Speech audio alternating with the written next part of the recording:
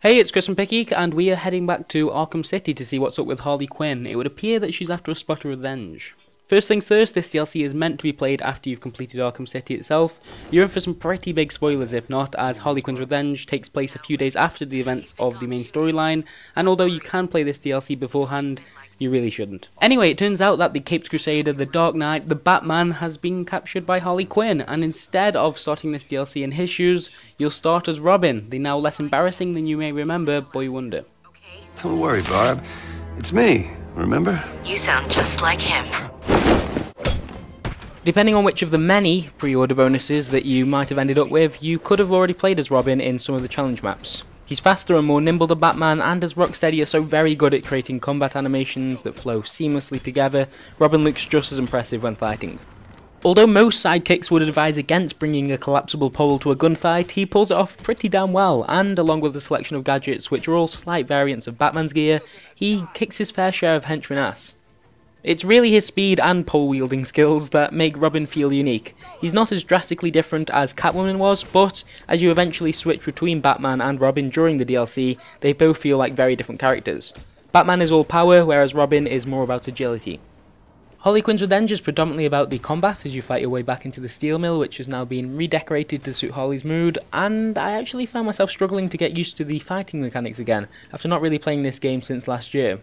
It doesn't ease you back into the gameplay as you'll be forced to fight pretty big groups of enemies from the get-go, and it's not the numbers that are the problem here, but instead remembering how to deal with the guys with stun batons or heavy armour. I died a handful of times as I reaccustomed myself with each type of opponent. The combat will occasionally be broken up with a few rooms that are best cleared with stealth in mind, and a bit of exploration in the area outside of the mill, although this only involves following a trail or collecting keycards, neither of which are particularly exciting moments within this rather short DLC. For the most part, it's combat. Once you have got used to the controls again, you'll blaze through Harley Quinn's revenge in around about 2 hours, which isn't a whole lot for $10 or just under £7. I really enjoyed the opportunity to play some fresh Arkham City content, but there's not a great deal to it, and considering the setting, there's also not a lot in terms of story progression.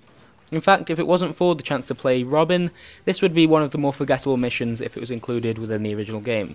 The real saving grace, other than making Robin hit bad guys with a stick, is Harley Quinn. She's either more emotionally unstable than before, and she's always there to heckle you as you make your way through each encounter.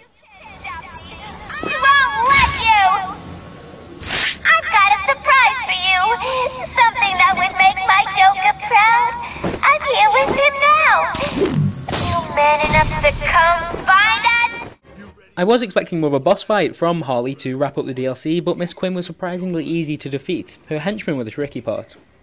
All in all, Harley Quinn's Revenge is a short and fairly average addition to the game, which is a shame because saving Batman from a distraught Harley Quinn whilst playing as Robin sounds anything but mediocre. I give this DLC 3 out of 5 stars. Thank you very much for watching, and if you'd like to check out more Picky Geek video content, you could watch our review of Ghost Recon Future Soldier, or check out our new Xbox Live indie game series. See you next time.